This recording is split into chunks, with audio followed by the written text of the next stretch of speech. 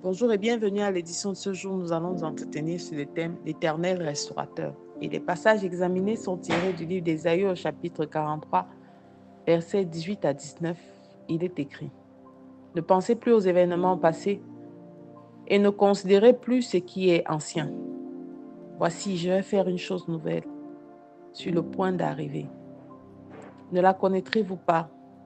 Je mettrai un chemin dans le désert et des fleuves dans la solitude. Quel message réconfortant, quel message fort, quel message encourageant nous recevons là.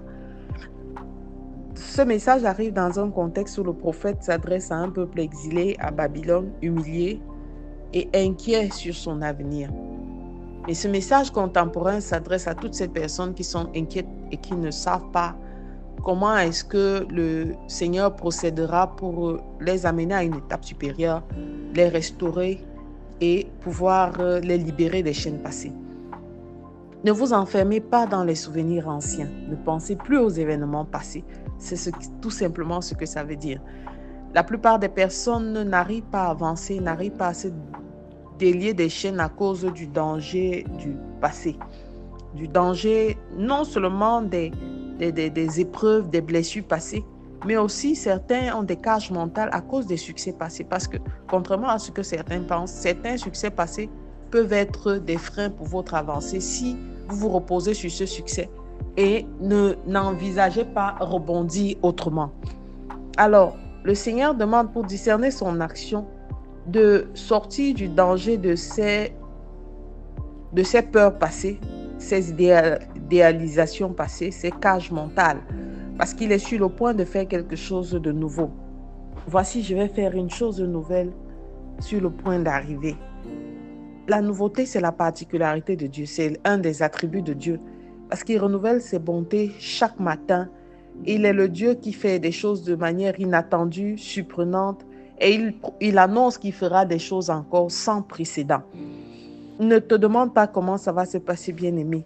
Ne te demande pas comment la situation va se résoudre, parce que tu avais ancré dans ta tête les schémas passés de résolution des crises, tu avais ancré dans ta tête des schémas passés de sortie de crises, mais aujourd'hui, le Seigneur donne l'assurance de ce qu'il fera quelque chose que tu n'as pas encore vu. Ne la connaîtrez-vous pas? C'est une question, une interrogation prophétique qui montre que Dieu est déjà à l'œuvre.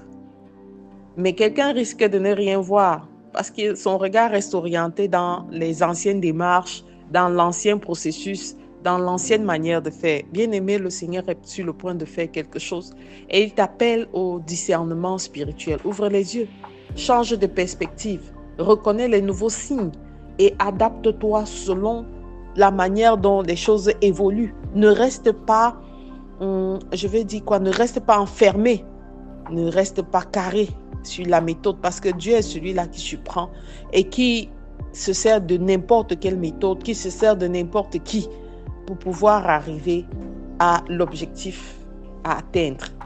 Alors, il continue en disant, je mettrai un chemin dans le désert et des fleuves dans la solitude. Le désert est le lieu de sécheresse, le lieu d'épreuve, le lieu d'impossibilité humaine. La solitude peut être identifiée à l'isolement, la stérilité, l'absence de ressources. Dieu mettra un chemin. Il donnera de l'orientation. Il donnera une direction et des fleuves. Il donnera de la provision là où vous ne vous y attendez même pas. Il pourvoira parce que c'est celui-là qui peut faire infiniment au-delà de ce que nous pouvons penser et ce que nous pouvons espérer. Alors là où l'homme ne voit aucune issue, Dieu crée un passage. Là où l'homme ne voit aucune ressource, Dieu crée des ressources, non pas une seule, mais des ressources. Alors, bien-aimé, moi je lis ce passage quand j'ai besoin de force, j'ai besoin d'être encouragé. Je te recommande de lire ce passage parce qu'il est question pour toi d'adopter ces deux attitudes. Sortir du passé, des échecs passés, des blessures passées, et pardonner davantage. Parce que sortir du passé demande beaucoup plus que ce qu'on ne pense, parce que le pardon est quelque chose, une grande arme spirituelle. Pardonner.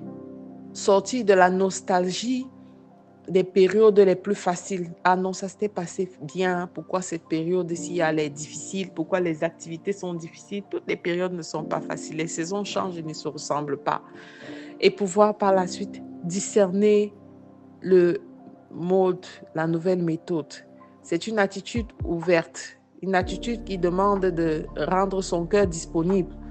Et de rendre son cœur disponible implique avoir une foi prête à accueillir l'inattendu. Croire à la providence divine, quel que soit le temps, quelles que soient les circonstances. Et cette providence divine ne peut venir que de Christ, parce qu'il est notre providence. Cette chose nouvelle dont l'accomplissement ultime ne peut se faire qu'au nom de Jésus, parce que Christ lui-même est le chemin dans le désert. Il est la source d'eau vive dont on a besoin.